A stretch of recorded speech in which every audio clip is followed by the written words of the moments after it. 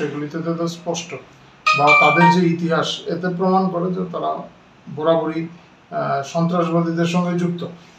এখন তো এটা শুধু রাজ্যের নয়, কমিউনিস্ট পার্টি এই দেশে, শুধু এই রাজ্যে নয়, এই দেশে তাদের যে অবস্থান সেটা সন্ত্রাসবাদীদের সঙ্গে, এবং শুধু সন্ত্রাসবাদীদের সঙ্গে বললে হবে না, তারা সন্ত্রাসবাদীদের সঙ্গে ওতপ্রোতভাবে যুক্ত।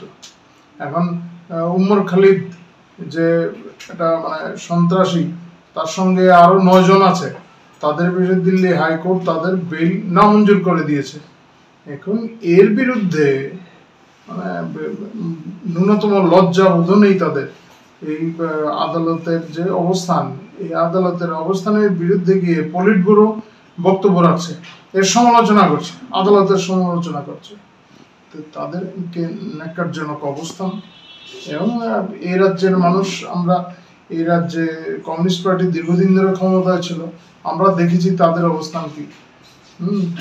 তার আগেও এই ঘটনার দিল্লির এই যে ঘটনা, দিল্লি হাইকোর্টের সিদ্ধান্তের যে বিরোধিতা, তার আগেও আমরা দেখেছি যখন নকশাল নেতাকে খুন, মানে নকশাল নেতা এত মানুষকে খুন করেছে, এইগুলির প্রতিবাদ করেনি নকশালরা, তার প্রতিবাদ করেনি।